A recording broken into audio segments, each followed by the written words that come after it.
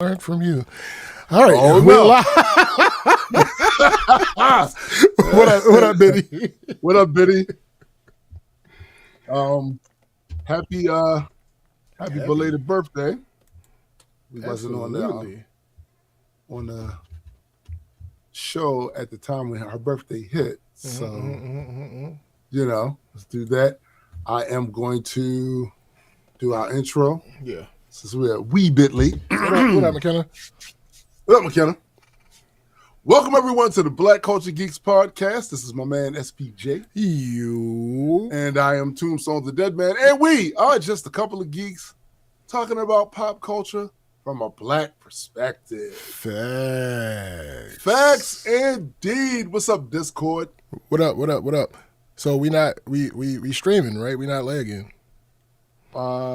Yeah, let's ask them that. Are we streaming like we supposed to, or are we sagging and lagging? Here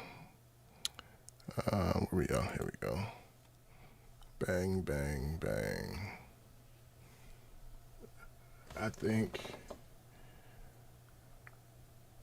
There was no indication on our end last time, so I can't even say nothing. That is very true. But I'm looking now at the feed, and it looks solid. It looks strong. Okay. Hey, Chris, it looks good. Okay, we stream. All right, good. So yeah, I know exactly what that was, and it's a part of my. It's no, not I. It's capitalism. The answer is capitalism. And funny enough, it really is. That's not even a joke. That's usually the answer. It's often the answer. That's usually the answer. Yeah. So as y'all see the title, Talking Acquired with a question mark. Now I can be honest with you, I don't know what that means. It can mean a lot. Could mean a lot. Especially these last couple of weeks, that could mean a lot, right? It's not tight. Thank you. Right. What up, Zodi? What up? Listen, what we will say is, just to put it out there for anybody who don't know, there are boots on the ground in Iran, so smoke them if you got them. That is a thing. That's a thing. Like 2,000 Marines, he sent them over there. I have a hard time believing that more won't go there. So it's a really stupid thing, but we live in really stupid times. Although with the United States, those stupid times have been happening for quite a while now. So no one should be surprised at any level of stupidity that comes from this place. Nobody. Mm-hmm. Motherfuckers are unserious. Like for real. Unserious. But be that as it may, what do we have going on today? What target is being acquired? Because I laughed when I heard 50's song towards... Nope, not that one either. So, the strategic fragmentation of corporate accountability. A comprehensive analysis of the Target boycott and the March 2026 institutional schism. The week of March 8th, 2026 has marked a definitive and highly contested turning point in the year-long economic protests against Target Corporation. The prevailing confusion regarding the status of the national boycott is the direct result of a fundamental schism between national advocacy figures and grassroots organizers over what constitutes a victory. What up, free thinker? Constitutes a victory in corporate accountability. On March 11th, the situation reached a dramatic crossroads when Pastor Jamal Harrison Bryant, a prominent leader of the Target Fast campaign, declared the boycott officially concluded following a series of closed-door negotiations with Target's executive leadership. This announcement, however,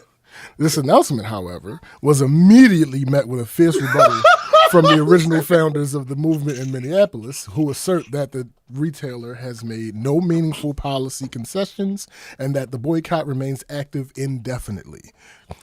Before you continue, can I just let people know how stuff like this typically works? So back in the day, right, when MLK and a lot of the other activist groups would do these protests, the protest didn't just stop. Correct. That's never how that happens. Not how And that it's works. for good reason. For good reason, because all it takes is for them to act like they're going to do some shit, and then you stop causing pain, and they never do the shit. Correct. And it's much harder to remobilize. Yes. Much more difficult. The current landscape is characterized by a dual reality in which national media outlets have begun reporting a thaw in relations, while local activists continue to stage weekly protests and call for a continued economic blackout. This fragmentation is not merely a disagreement over timing, but a profound conflict regarding the legitimacy of leadership and the sufficiency of targets belonging at the bullseye strategy as a replacement for its original diversity, equity, and inclusion commitments. Furthermore, the boycott has evolved to incorporate new grievances regarding Target's alleged role as a staging ground for federal immigration enforcement, a development that has expanded the protest coalition to include anti-ICE and immigrant rights organizations. The March 11 schism, conflicting claims of victory and betrayal. The confusion permeating the retail sector and the activist community this week stems from two distinct press conferences held on Wednesday, March 11th. In Washington, D.C., at the National Press Club, Pastor Jamal Harrison Bryant, senior pastor of New Birth Missionary Baptist Church, convened a briefing alongside national figures such as Tamika Mallory and Nina Turner. Bryant declared that the Target Fest, a faith-led economic protest that began in early 2025, had officially reached its conclusion. Bryant's justification for this move was predicated on what he described as productive conversations with Target's new CEO, Michael Fidelke. Let's say that's what it is. And the assertion that the company had met 3 of the 4 primary demands of the boycott. You know what? You know how boycotts end up being like actually really successful? How's that? If you don't cave before all your demands are met. What the fuck do you mean? Let me stop. I'm sorry. I'm not supposed to be. I'm supposed to be journalist mode right now. Conversely, in Target's headquarters city of Minneapolis, a separate group of leaders who identify as the original founders of the national boycott held a simultaneous press conference to denounce Bryant's claims. Dr. Nekima Levy Armstrong of the Radical Justice Network, Jaylani Hussein of CARE Minnesota, and Monique Cullors-Doughty of Black Lives Matter Minnesota argued that they were never consulted regarding the decision to end the protest.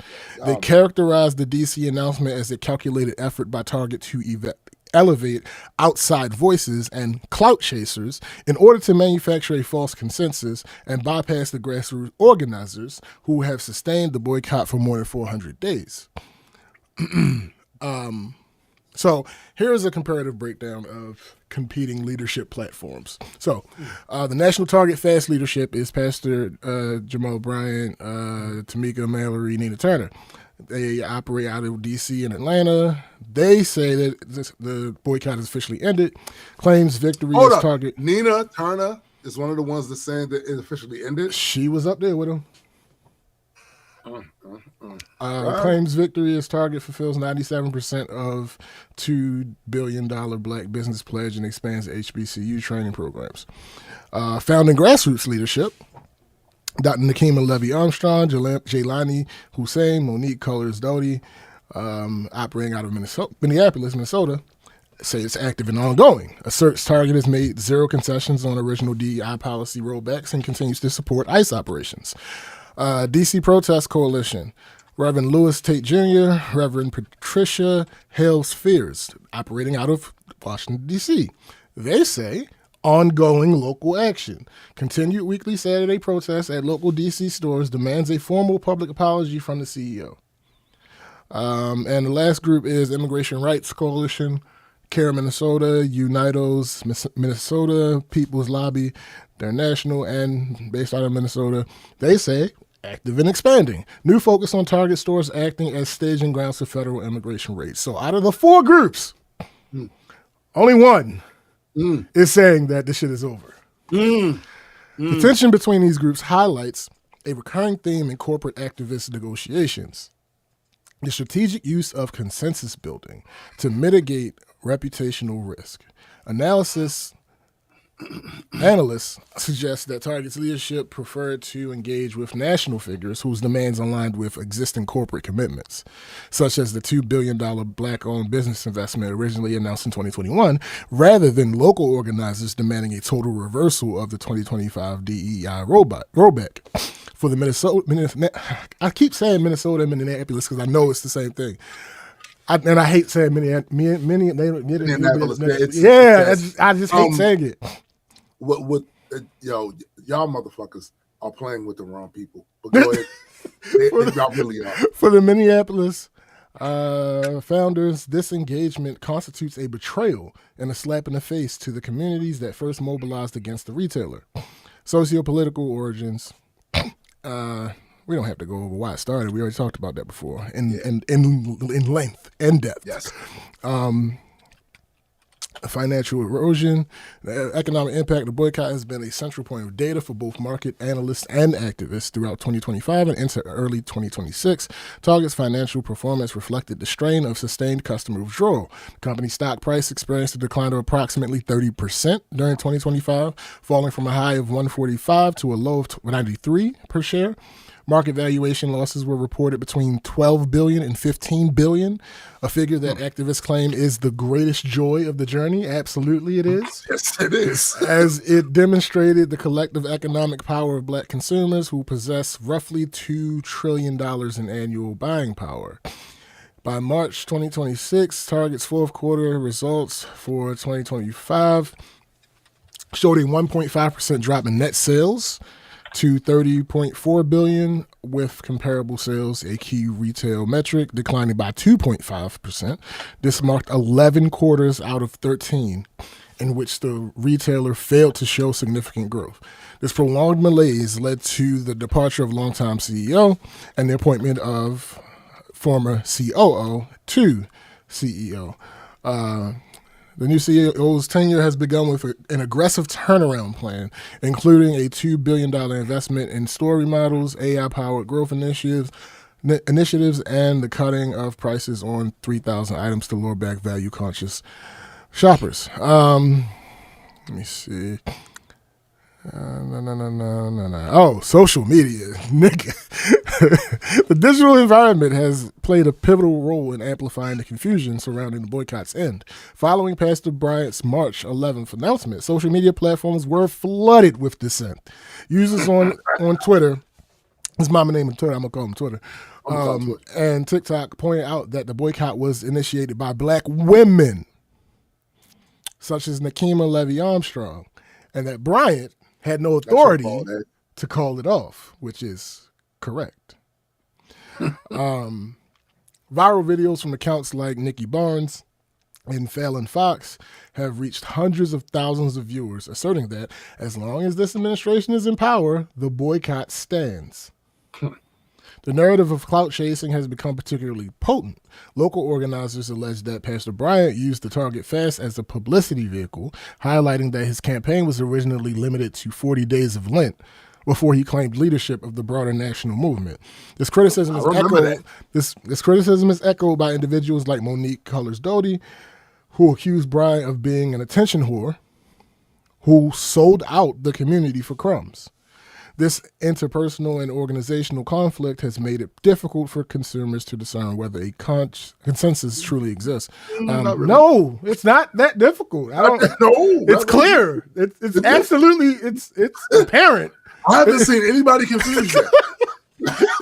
It's readily apparent that there is no consensus between the two. Like, what are you, Okay. An analysis of negotiated outcomes versus original demands. A thorough examination of the victories claimed by Pastor Bryant reveals a complex picture of what has actually changed at Target. Demand, number one, $2 billion black business investment. Bryant claims Target is fulfilling this pledge. In reality, Target announced this $2 billion goal in 2021. The new CEO merely updated that the company is 97% of the way to meeting it, a milestone that was already on track before the boycott began. Demand number two, HBCU partnerships. Target announced a new partnership with a Southern HBCU and mentioned its $10 million investment in the Pensole Lewis College of Business and Design. Again, the Pensole Lewis investment was a part of the 2021 initiative, making its characterization as a new victory questionable to many observers. Demand 3. DEI reinstatement. Target has not reinstated the original DEI program. It has maintained the Belonging brand. Bryant accepted this as essentially the same thing, while the Minneapolis founders rejected it as a total failure. Demand 4, investment in black-owned banks. Bryant himself admitted that this demand remains unmet, describing it as an area where progress is still to be seen. Future outlook. Brand recovery and regional resistance. As Target moves forward under the new CEO, the company faces a fractured consumer landscape. In national markets, the Target Fest conclusion may indeed lead to a gradual return of traffic as the protest's visibility fades from mainstream headlines. However, in regional strongholds, particularly in upper Midwest and major metropolitan areas with active protest coalitions, Target's brand reputation remains severely damaged. The company's decision to end its shop-in-shop partnership with Ulta Beauty, scheduled for August 2026, adds another layer of operational uncertainty. While neither company provided a reason for the split, the loss of a major traffic driver like Ulta could complicate the new CEO's efforts to regain the image of a fun place to shop. For the remaining boycotters, the strategy has shifted from a temporary pressure campaign to an indefinite withdrawal of support. As Nakima Levy-Armstrong stated, it takes 30 days to create a habit, and a year out, a lot of people have figured out how to do life without them. In summary, the latest info on the Target boycott is that there is no singular status. There is a negotiated settlement between the retailer and a group of national faith leaders, and there is a continued radicalized resistance from the movement's grassroots founders. For the professional observer, the situation represents a masterclass in the complexities of corporate social responsibility in a hyper-polarized political environment, where a company's attempts at moving forward are perpetually hampered by the unresolved grievances of its most vocal stakeholders. The confusion of this week is not an anomaly. It is a natural state of a movement that has lost its centralized narrative but retained its economic impact. Same Discord, same. It's because I just want to see what we do with all the former retail spaces when the entire industry dies. Yeah, same. I'm interested in that. So is that the whole analysis there? Yeah. I have some thoughts. So, to be very clear, y'all fucking with the wrong ones, baby. Minneapolis has been under siege by ICE for months. They have seen some of the worst atrocities they probably can remember in recent times happen there, with American citizens being murdered, disappeared, violated, all of that shit. Even with that pressure on them, they were still out there, cold as shit, protesting, getting maced in the face, getting beat the fuck up, getting disrespected, all of that shit. So this is tantamount to poking a wasp nest when you start talking about protesting and activism in general. This is what this is for Jamal to run around here talking this old. It's over, y'all. You all can go home. Listen, here's the thing. It's a funny thing how this works. But after a certain amount of time, you stop going to a place for a good reason. You still need those things that you were going there to get. So you go to other places to get it. And then that becomes the habit. And then that becomes, I don't need these motherfuckers. And you still salty that they tried to play in your fucking face. Correct. So now, fuck them. I'm going to be real with you. We used to go to Target. We used to. We stopped. There is no reason for us to go back there. Everything that we ever would have gotten there, we get from other places. There's no reason to go back there. The other thing is, I got to say, the thing I hate about this the most, say it's over, while the original progenitors of the protest are saying, what the fuck is you talking about? No, it's not. How this looks in the press, it looks like weakness. And motherfuckers who want to sow weakness in this movement, because you got to understand something. This is the United States of America. They really only give a fuck about business owners. I'm telling you now. They really they don't give a fuck about the average work. They don't care. That's why it took so long for the average worker to get the protections that they got. And they've been fighting that shit against that shit ever since, which is why we had to have unions. Yeah. To attempt to fight. And they've been weakening the unions for the longest time. Bro, they only care about business owners here. That's it. Right? So the idea of shutting down motherfuckers who played in your face, especially given the fact that there was a prevailing view early on that there wasn't enough cohesion in the community to be able to even do that. All you have to do is have a conversation with SBJ. He has been part of some of these early rumblings long before the talking shit. And he saw the bullshit firsthand with people with unrealistic expectations, motherfuckers taking this shit and making it into a vehicle to elevate themselves rather than to help the community and fix a grievance. Yep. These are things that happen. So when you finally have a success, or what appears to be a success, meaning we injured these motherfuckers. They hurt. Not a success meaning we got what we wanted. No. Nah. We managed to hurt them. Keep going. Y'all ready to toss in, throw in the flag over? It's over, y'all. Before you finish the entire fucking thing, and then you played with Minneapolis?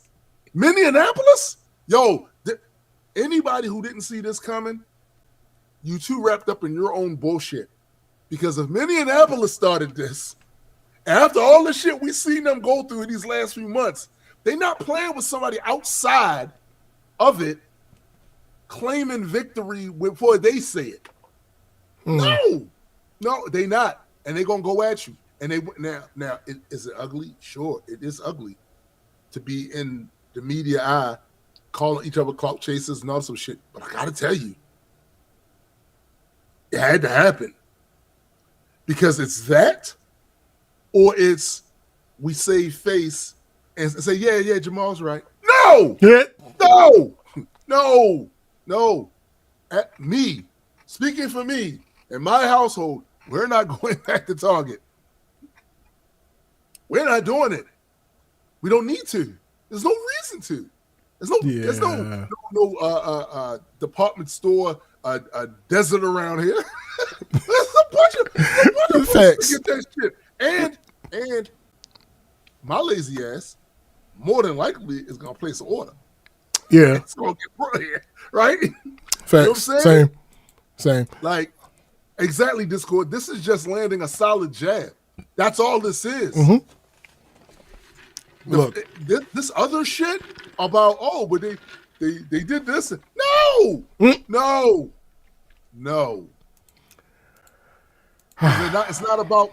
This is the other thing that I think people lose sight on. It ain't about Target. No. It's about sending a message. No, it's an example. This is an example. Yeah. No. This is not about. They just happen Target. to be the current target. Like, yes, that's. But it's about. Let this be a lesson to the rest of you whores. Yeah. That's what this is. Like, see what we just did to them? Yeah. See what we currently doing to them? When I was in that group that Tim was referencing, that was one of the questions that was asked. All right, so who do we boycott? Pick one. Pick one. It doesn't matter which one it is. Pick one. Execute until they feel it, and then make a decision on what you want to do next. Right. Not execute until they feel it and then stop. No. Execute until they feel it and then decide what the next plan of action is. That's what that is. But, yeah. I mean, who am I? I don't know nothing. Listen, bro, First of all, there are a lot of examples that this can be very similar to. Yeah. It's tantamount to attacking a foreign nation without a plan on how to get up out of it. Right? You need an exit strategy. and invade without an exit strategy. Yeah. That's foolish. Completely. So you got to make these motherfuckers feel it. Listen, it's no different than the one of the group of bullies. You grab one of them. Grab one of them. Fuck him up. Tell you, my mom told me, and my mom's one of the sweetest women on the planet. She told me this when I was a kid. Because me and my brother used to get jumped all the time. Well, mainly we got jumped because they would pick with him and I would jump in. Mm-hmm. But it was always more of them, right? She said, you don't got to beat all of them. Grab one. Mm-hmm. Take him down. And whatever they doing to you up top, be doing to him down there. These are lessons Yeah. you learn from a hood mom, right? These are lessons that you take with you. Like, you ain't got to attack the whole thing. These are lessons I learned watching wrestling. Mm-hmm. One of the key little storytelling elements they would use in the ring sometimes. Oh, they hurt the person's knee. So now they spend the rest of the match punishing the knee, building up tension on the knee, putting it in submission holds and stomping it and doing all kinds of things to it. And in the mind of the audience, it's like, oh my goodness, that knee, how is it going to hold up? They're clearly going to win because the knee is hurt. And then all of a sudden, the person turns around and does whatever and comes up out of the shit. Mm-hmm. You work on a body part. You work on it. You destroy it. And then you dominate. You don't need I had a friend, homegirl, and she's dope. She's dope with shit. She does a lot of the activism shit in Baltimore. A lot of that shit. That don't shoot anybody. What up, Big Mike? That don't shoot. Hands up, don't shoot. Yeah. Yo, she's behind that, right? Mm-hmm. Me and her had a conversation back about boycotting stores and all that stuff like that. And she had a plan trying to put together this organized thing to boycott the whole Christmas thing. I said, that's not going to work. Yeah. People don't have the discipline for it. Yeah. And honestly, life be lifing. It's too sentimental. It's too sentimental. It's too broad. Pick one company Yeah. and make it public Mm-hmm. that we aren't fucking with you That part. for reasons A, B, C, D, and E. Mm-hmm. And then at least this way, you can actually keep track of the damage being done, how many people are actually participating, and how much is that actually hurting them. And then you have a record to show everybody else. You keep playing with us, this could be you. That part. For my money, this should have been every year for the last decade. One company during the holidays. Fuck you. But we don't care. It's not about you. But it's about you this year. Facts. You know what I'm saying? Like, these are the sort of things that could actually work. And you help to bolster the flaws that today's activist sentiment has, which is having people stay consistent and longevity. And now their attention being dragged to something else. So now they're not even thinking about that no more. That's why you grab one. Mm-hmm. And it's a fucking mistake for Jamal Bryant to come out there and talk about how this shit is over. Because you can say whatever the fuck you want, sir. And you can get as many news cameras in front of you, as many bloggers, as many fucking TikTok videos you want saying that shit. That don't make it true because you said so. Yeah. A lot of us ain't going back to that. Fuck them. Fuck them. Yeah. I mean, as I've stated on here before, I've never been in position to boycott Target because I don't shop there. Right. But so you boycott them rhetorically. Yeah, basically. Yeah. Pretty much. That's Right. that's pretty much what it is on this side. I don't Mm-hmm. yeah, nah. I may have, as an adult, I may have shopped in Target maybe 10 times. Yeah, I don't even think it's 10. To be honest, that's being a little generous. Yo, we used to go all the time, especially when I lived in Asgard in Laurel, because that area, outside of Russet, had everything, all the things out there on that main road. Facts. Target, you had a Super Walmart, all the different restaurants, everything. It was all up and down that strip right there. And it's going to Target all the time. All the time. No more. No more. It's a Target down the street. Right. Like literally down Baltimore Avenue, there's a fucking Target down there. Yeah. No. And I couldn't even tell you why I never did. It just wasn't a thing. It wasn't part of your your string of stores that you go to. Yeah. Things. No particular reason before. Now fuck them. Yo, Mike said, new proposal, Black Festivus. Every year during the Christmas season, we pick a company doing fuck shit. The boycott starts, an airing of grievances. Hilarious. Absolutely hilarious. Listen. All right, let's go. Let's switch over to week in review. Review. So let me start. I don't have a whole lot. So I had an allergic reaction to my medication. God damn it, Tim. Yeah. So here's the thing about that's a whole lot. It's a bit. It indeed is a whole lot. It's so. Here's the thing.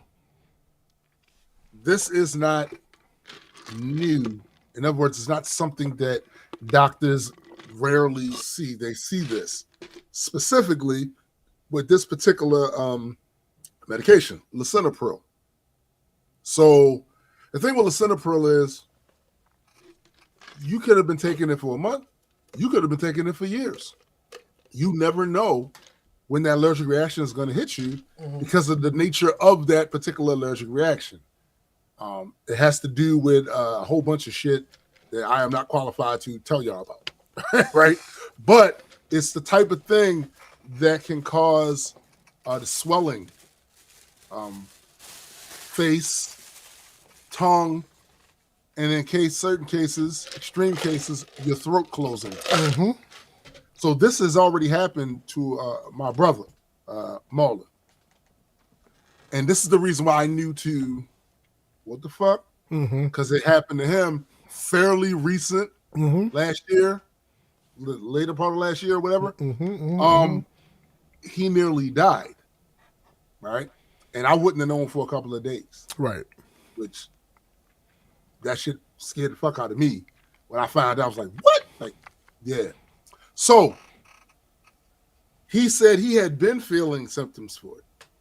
The tingling of the lips, all of this stuff. But he didn't know what it was. Right. Because these doctors here in the United States are not good at telling you the reasons for things. They simply say, here, we're going to give you the prescription here, and it's supposed to, but they don't tell you about the side effects. A lot of the times, you need to go find that shit out for your fucking self, right? So, like I said, we almost lost Marlon behind that shit. And his experience actually helped me. The way it works is you could have that allergic reaction and it never happen again. Or, right next time you take it, you could get the worst reaction from it. They have no way of actually knowing. No way. So with Doctor's Air is on the side of taking you off of it. Yeah. Switch out. There's plenty of other blood pressure medicines. My particular symptom was I woke up in the morning, and you know how if you drunk something that was hot and didn't realize how hot it was, and it scalded your tongue. That's what I woke up in the morning with. My tongue was scalded, all of it. When I ate shit, it was discomforting, all of that shit. So I said, yo, what the fuck? And I thought to myself back to Marlon's situation. I said, let me do a little.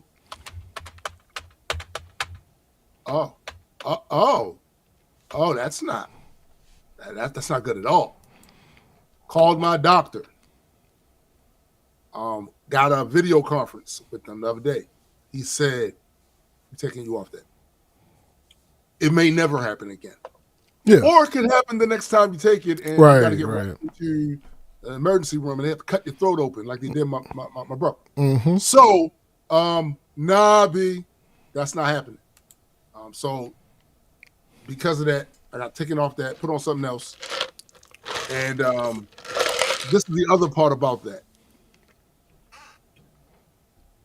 It is known that certain medications don't work as good for Black patients as they do for white patients, for whatever reason. Asian as well.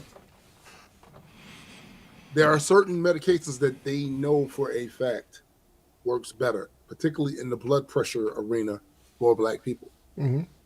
Lisinopril is not one of those. So you may ask, well, why do they? Because of an issue that has plagued not just the medical world, but literally every other thing that you can think of. They make white folks the default. Mm-hmm. The default. So you go in there, you have a problem, they default to this is the standard. Here, take the standard. And that's a problem. Now, here in the United States, people say, well, that's not really, because there's a population thing going on here. But globally, right, right. No, there's a problem with making that the default. So I had a conversation with my cardiologist, and she happens to be Asian. And she was basically saying to me, same thing I'm saying to you guys. You have to be an advocate for yourself. Really, this is for everybody. It don't matter what ethnic group. You should be an advocate for your own health. Mm-hmm. You can't just go off of the doctor saying, we're doing this. Ask questions. This is not you being anti-science. Right. To ask questions about your health. Because everything is not for everybody. Correct. Everybody's body reacts a little different to shit. Correct. For varying reasons. Ask fucking questions. Because your life could depend on that shit. Pay attention to your body, which is the other thing here. Pay attention to it. Stop poo-pooing everything. You know how many people that's around my age that I grew up with that ain't here no more? Right. Leaning into that. Rest in peace to my man Dino. Rest in peace to his brother Daryl. Rest in peace to their sister. Because fairly recently, I found out all three of them are gone. And the surprising thing is, I have a bunch of people on my social media who know them. And I didn't see a single post about it. And that's weird to me. Because there's no way you grew up in Emerson Village between a certain year, right, and not know who Dino was. Mm-hmm. You was in Emerson Village, you were a certain age, a certain year, everybody knew who the fuck Dino was. Everybody knew who Daryl was. Everybody. So it was weird, just weird that no one spoke or said anything about it. No RIPs, none of that shit. So I'm gonna do it on my show. Yeah. Because I fucked with that. Facts. Right? Like heavy. Right? And yes, things happen, but it always happen in the course of life where you have an issue with somebody or whatever, or they did some stuff you didn't approve of, you didn't like and none of that. Yeah, all that's true. However, I have more good memories with them than bad memories with them. Mm-hmm.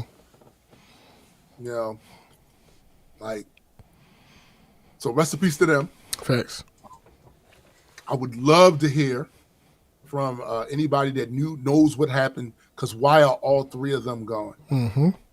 Why are all three of them gone? And and we're just found out about it. Something ain't right. Right. Something ain't right. All but facts. yeah, that was my week. That was a downer. Yeah, it kind of was. Yeah. Goodness. Times weird. I mean, listen, Shit happens, my guy. First off at the top, these damn streaming issues. So it's work in progress, but I found the biggest culprit. The other thing is settings with this goddamn streaming app that I use, and that's going to take forever because I don't open it unless we're streaming. So I change the setting, use it, and see what happened. And then if it worked, great. If it didn't, back to the drawing board. But anyway, I know last week was ridiculous with the streaming and whatnot. And there's a very I don't want to say good reason, but there's a very specific reason that I kind of figured was the case, but now I've got it confirmed since we're up here streaming relatively without any issues. So I know I mentioned a time or two that I was building a server, or whatever, that I had built a server, or whatever the case. One of the things I wanted to accomplish with this was to save some money, given the new addition to the family. Yeah, he don't mean the group new addition. No. As most of us know, it takes money to make money, but less know or think about, less known is that it takes money to save money. One version of that I've referred to on the show before is the Portex. It is indeed real. It's basically the hidden money that is lost by not being able to afford certain things. My favorite example is if you have a job that requires work boots, right? If you can only afford the cheap $60 boots, then that's immediately a potential problem for you. You will likely have to replace them much quicker than the $130 boots if you have to get 3 pairs of the $60 ones in the time that it would have taken one replacement of the $130 ones. You're already down $50. Then on top of that, the $60 ones won't be as worthy of the job. So there is wear and tear on the body that definitely translates into more money spent and now health and comfort issues. So that's a thing. Now, sometimes it's not that you can't afford it. Sometimes it's that you don't have the knowledge to make the better move. Sure. So a less serious example, take your internet, particularly Xfinity. They charge somewhere around $15 a month for their modem router combo gateway. They try to give 5-year price guarantee plans. Now, over 5 years, that adds up to about $900. You could have bought your own modem, Wi-Fi router combo for about $150, which would have paid for itself in less than a year, and now you would have saved $750. A lot of people don't know that. A lot of people don't bother to go that route for several reasons. Knowledge being one of them. Could be money. You could be in a situation where you can't put out the $150 at once, but you could put out the $15. Sure. So that's the thing. Sure. Yeah. In setting up my server, though, I already took care of that. But that actually goes along with my point. Right. In setting up my server, there were a couple of things I needed access to that Xfinity's gateway don't allow. So I bought my own modem. But Xfinity keeps doing things to try to make you need their equipment. Yeah, they do. Yeah, For instance, you can type your gateway IP address into any connected browser and you can access your network settings. Right. But Xfinity has made it so that that doesn't work out of the box. You have to enable that ability through their app. And then even still, there are options that you can only change in their app. Right. On top of all that, they keep making changes that affect how well third-party devices work with their service. Mm-hmm. Now, they have a compatibility list. And I knew about the compatibility list for the longest time. I knew it was a thing. But what I just found out is that not only do they have a compatibility list, they also have a recommended list. Interesting. Their recommended modem list is down to like 11 models. Now, before I knew this, I bought a modem. That is why the stream last week was so incredibly choppy. Because the modem that I bought was not on their recommended list, just on their compatible list. Bastards. They're bastards. They're bastards. So they have implemented a protocol for upload bandwidth that they lock their faster upload speeds behind. The modem that I bought the first time didn't have that protocol, and now I have bought one that does have that protocol. The worst part about this is activating the modem that was just on the compatible list was easier than activating the modem that was on the recommended list. Of course. For the first modem, I didn't have to contact them at all. I mean, not to say that your average person would have to. I happen to do this, right. But still, I didn't have to get in contact with them at all for the first modem. I just did what I was supposed to do. Of course. Go into their app, which again, you have to go into their app to do it, but went to their app, put the MAC address of the new modem in there, blah, blah, blah, blah, boom, bada bing. Everything was good. Not with this one. So, no, I ended up having to contact them to get that up and running. I went through the steps on the app, and it was telling me that my MAC address that I put in wasn't working. And I'm looking at this. Like, this is despite me looking right at the device. Like, it's in my hand. I'm looking. Okay. There were things that I thought about simply because I don't know if, like, I know that the protocols exist, but I don't know if Xfinity implements them because I know that most people don't know that they exist. Like, for instance, in passwords and MAC addresses and stuff like that, right? An O and a 0. Typing an O and a 0, depending on what font you're using, could look like the same exact character. The way that you're supposed to solve for that with MAC addresses is MAC addresses aren't supposed to allow the letter O. But I didn't know if Xfinity had implemented that or not. Turns out they did. They did. Of course. So cool. They were right on that part. Let me see. But yeah, they said the MAC address wasn't right. So the options when it said the MAC address wasn't right was to either try put it in again or contact support. I contacted support. I regret everything. When I first clicked the button, they took me to their AI chatbot. I hate AI chatbots with a passion because nobody does them right, and people don't know how to use AI well enough for most of them to truly be effective. Goodness, yes. This was no exception. It was very tricky getting to a live person. To be clear, I didn't need a live person.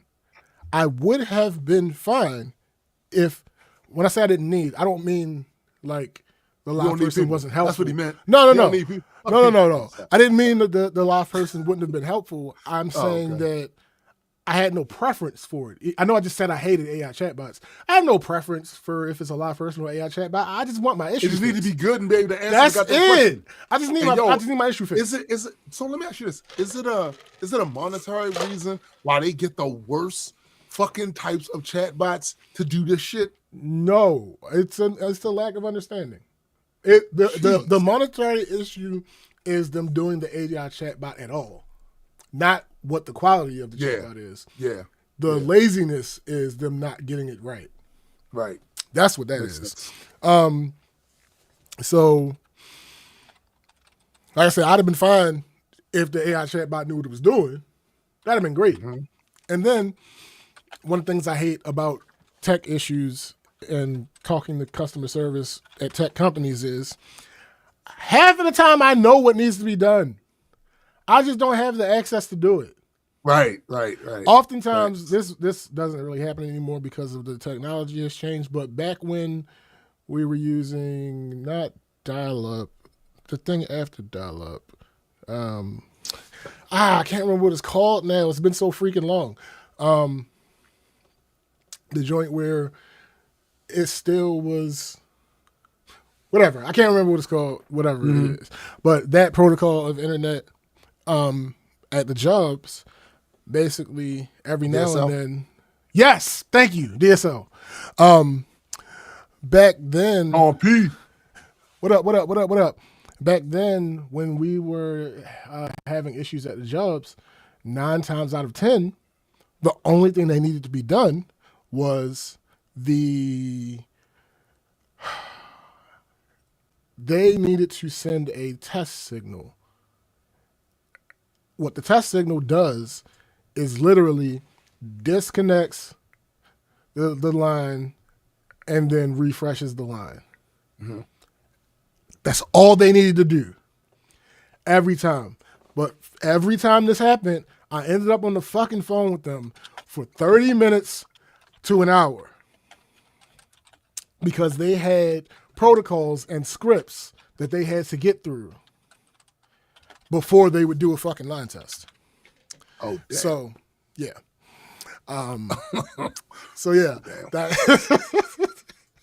That used to be, oh my God. That was probably my biggest pet peeve at work. Annoying. Oh my so God. annoying. I have no reason to be here this long. If you would just send the fucking line test. Just send the line test. That's it. Go through I this promise you, script. if you send the line test, I won't be on your phone any longer. Yeah. Matter of fact, as soon as you tell me you sent it and I see the internet go down, I'm hanging up. Right. I don't even need to be here beyond you sending the signal. Part, Discord, just reset the goddamn modem. Don't tell me to check my PC settings. The whole house. That part. Right. Oh my God. Just do what I'm telling you to do. Do what I'm telling you to do. I understand. Like this is a super first world problem because I completely understand that the vast majority of people don't know what the fuck they're talking about when they call into these tech companies. I get it. True. I just happen to not be one of them. But this is why you need to use that to your advantage. Like, excuse me, before you go into the rigmarole, I work IP. Well, I've done that for a living. The problem with that, with the chat bots, is you can't really do it. It's not the same. Oh thing. yeah, you're right. You're Like right. You're right. You're right. If I'm on the phone with somebody, I can. Excuse me. I'm an IT professional. I just need you to do. Could you please? I don't have access. I would do it myself, but I don't have access. If I'm on the phone with somebody, it's easy to take care of because if they try to claim that I was disrespectful or anything, the line's being recorded. True. If they hung up on me, I have recourse. Yes. Through these chat bots, ain't nothing I can do if something go awry. So I just gotta be along for the ride. Anyway. Right. So all right, so it was very tricky to get to a live person. Mm-hmm. And it was doing this prompt thing. It would give you prompts to click on. No, let me tell you what I need. Actually, first of all, why don't you know where I came from? Why don't you know where the fuck I came from? If I was on an activation screen and I click help, why the fuck don't you know that I was trying to activate my modem? Right. Why don't you know that? Why do I have to tell you over again? But anyway. Right. Now, somebody finally comes. I hate live agents. Even more than I hate the AI bots. I only hate the AI bots because they were programmed incorrectly. Right. Or implemented incorrectly. But that ain't, quote unquote, their fault, right? Right. But these fucking live agents, a bunch of pleasantries and me unnecessarily having to repeat things. Right. I hate that shit with a passion. Some star examples from this conversation were a few responses after I told them I was trying to activate a modem, which again, I should not have had to tell them that. They asked me if I wanted to add this MAC address to my account. Stop. Mm-hmm. How the fuck else am I going to activate a modem? How else is the modem going to get activated? Yeah, for real though. If I don't add the MAC address to my account, how else are you going to verify that it is a MAC address that belongs to a device that I own? Right. How? Okay. All right. Another was when I gave them the MAC address in the first place. A few messages later, they asked me to confirm that they had the right MAC address. It's literally in the chat. Just scroll the fuck up. I typed it into the chat. Scroll up. It's right there. All right, whatever.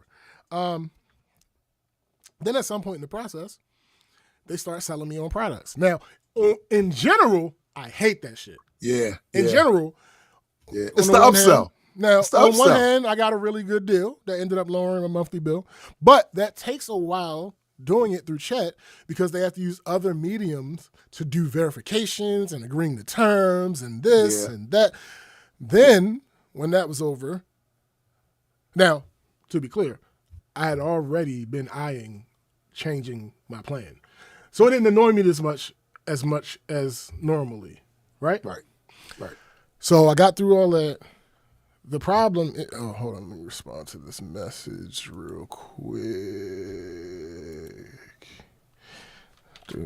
I'm trying to be a little bit more magnanimous. I'm not. With a lot of these companies only because I'm about to work. Sure, yes, listen, I thought about that. You know what's funny? When I started writing my notes about this customer service experience, my mind automatically went to that meeting before last that we had, and I was like, "Ooh, should I really dig into?" But fuck it, we gonna be different. That's true. So, like I said, I was in general, I don't appreciate the upsell, but I was already thinking about doing it anyway. So cool, that X's out, that washes itself out. Cool, all right, but. This is the part that really pissed me off. When we finished them giving the sales pitch, me asking exactly what they were offering, them telling me exactly what they were offering, me telling them that no, if I'm trying to activate a modem, don't you think that I'm not using your modem? So this one feature that you're trying to sell me doesn't work because I'm not using your shit. I have to have your shit. Why do I know this and you don't? Exactly. All right, fine. We get past that. They adjust it. They change. They take that off. Price goes down even more. Great. We agree to that. They send me this link that I have to click the link and read and make sure that that's the changes that I say that I want. Then I got to sign that. Then I got to tell them that I signed that. Then they got to look at that. Then they got to do this and do that. Then they got to, okay, is this which card do you want to use that's on your profile? I can't look at my profile right now. I don't know what fucking cards are on my profile. I know it's more than one. I've had this Xfinity account for like 15 years. Right. So I have no idea what cards are saved on there. Oh, it's such and such, this, such. All right, try this one. Oh, that didn't work. Try the other one then. What the fuck? Got through that. That one worked. Another page. Hey, click this link. Read this. Blah blah blah. After all that's done, so you imagine that took good 30 minutes at least. After that's done, this motherfucker had the nerve to say to me, "Okay, now let's get your modem up and running." Nigga. What? I'd have felt the way. Oh. I'd have felt the way. So you took a break from solving the issue that I contacted you to solve to sell me. Had I not been looking forward to making such a change, I might not be doing the show today because I might not have service. It'll bang your ass. Bruh. So after everything got fixed, That's funny, Discord. That's the next part. Would you mind So, taking a short survey? after- Trust me, you don't want me taking And it. the funny thing is, miraculously, when he says this, I'm like, okay, yeah, can we do that? 2-3 minutes. And it was up and running. Right. So that means we could have been done with this part, and then we could have talked business. Because again, it was something I was interested in the first. Whatever. Oh, okay, great. Would you mind doing a review on this conversation? No, I would not. I would not mind. I would not mind at all. If 1 out of 10, what would you give this? Probably like a 4. Is there any reason why you would give us a 4 today? It took entirely too long for you to solve my issue. Motherfucker, if you'd have ended that with motherfucker, boy, that would have been chef's kiss. That would have been chef's kiss. It took you entirely too long to solve my issue, which you clearly could have solved quickly because you solved it quickly once I committed to this service change. Yeah. So anyway, Funny. that's that. Another thing that happened. Where we at? Okay. Another thing that happened. Last thing that put a damper on my last week of freedom because I go back to work Monday. We had a storm. Yeah. Storm knocked the power out. The first alert I got from a company you would think would be BGE, right? Yes. Nope. Oh! Xfinity hit me up talking about, sorry for the outage. Wait, what? Hold on. What y'all got to do with I that? didn't even know y'all had an outage. Right. Now, at the time, it wasn't that big a deal because obviously the power was out anyway, so I couldn't use my internet anyway. What? Power was out for about an hour and a half. Right. That hour and a half. It might not have even been that long. I was literally about to cook. Power went out. Like, shit. All right, so we had to order out. Chrissy was concerned that the baby's milk was going to go bad because, you know, if the power was out for long enough, it would have. Yeah, thanks. So we were basically on countdown to go to her parents' house to transfer the bottles there. We said if it got to like 10:30, we would go ahead and pack everything up and head over there. The storm was very short. The storm was over. Matter of fact, by the time the power went out, the storm was only lasted like 4 minutes or so after that, which is so fucking stupid. But a transformer blew. So, blah, blah, blah. Yeah, the storm was over by that time, so there was no travel concern. Like, we weren't worried about safety or anything getting to her parents' house. But before our food got to us, the power came back on. So, cool. Great. It did go back out for a little bit, but I assume that that's because it was a blown transformer. They blew the transformer. They came out. They set up something temporary to get power to people. That got us our power. When they fixed or replaced the transformer, they switched it over. That's what I assume happened because the second time the power was out, it wasn't out that long. So cool. We don't have to leave the house. We are just content. We got our food. We can see. I put some music on. Smart home was doing what it was supposed to do. It was great. Until I went to do something. Now, I don't remember what it was that I tried to do, but it wasn't working. So for a little while, like a good 5 minutes, I was befuddled. Like, wait, why is this not working, but everything else is working? Right. I went to turn on the TV because I knew that the quickest thing that I could do to tell if the internet was actually working or not was to try to get onto the Fire Stick. Because if there's no internet running through the Wi-Fi, the Fire Stick don't even operate. So, went to turn on the Fire Stick, nothing. Oh, okay. Then I realized what it was. The access that I had to the things that were working was because I had set up the server. All of these things were running locally on my network, not over the internet. Right. That's crazy how I was able to put an unintended benefit out of something I did for completely different reasons. I had no idea the fucking power was about to go out, but I have a UPS on my server, so the server didn't cut off.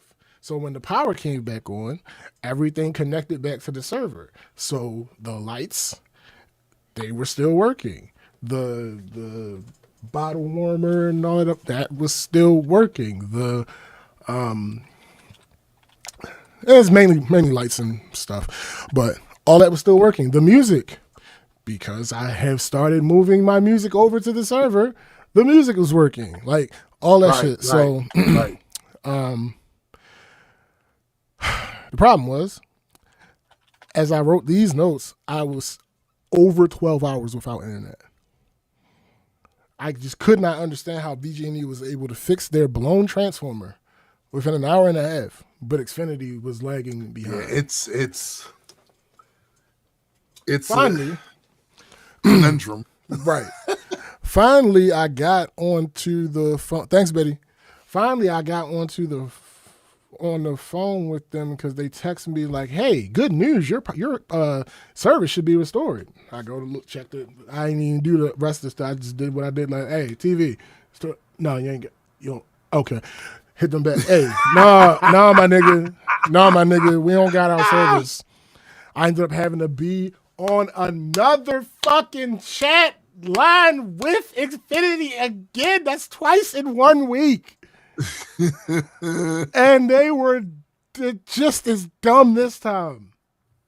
Just as dumb this time. Just as goofy.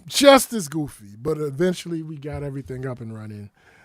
They was trying. They was tired of me. They was trying to send somebody out here. I'm like, no, nigga, shit, I don't want to wait until tomorrow to and get also, my you internet don't want back. nobody in your house. I don't want nobody else in my fucking house. I don't want to wait until tomorrow to get my internet back and running. I got some shit to do. This was Thursday. I think this was Thursday. So yeah, no, I got some shit to do. I'd rather have my internet access today and not have to wait sometime between 8 and 10 tomorrow. Like, what the fuck? Right. No. Like, Right. So going back and forth with them. And it's like they didn't really know what they was doing either. It's like, what up, GG? You just in time. We about to leave. So I'm like, hey, shouldn't I do this too? Oh yeah, if you could please go ahead and do this.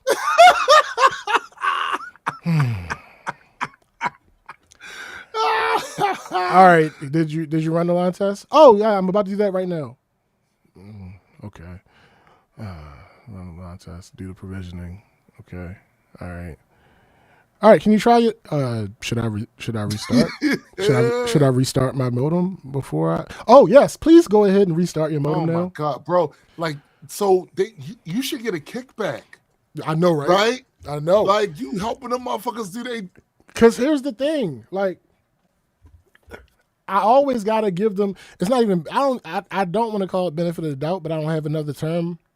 I kind of defer. I have to defer to them because I don't know what changes they've made to their technology. So it could be a situation where something exclusive to Xfinity doesn't require a reboot for this particular thing. And then me thinking that, and then shit not working, and then turns out, oh yeah, I was supposed to reboot the whole time. That would have pissed me the fuck up. But anyway. Right. So yeah, eventually got it up and running. All that other good stuff. The two issues that happened with the stream today have nothing to do with that. All of that is taken care of. That was something with this damn program that we use to stream. I don't know too much about it. I didn't from the time that we started using it. So we there was a issue before that I kept getting on YouTube where it would be like, oh, you're streaming too far, not too far, too much. Your stream, you can't handle the resolution. So today I finally changed the resolution and haven't been getting that error.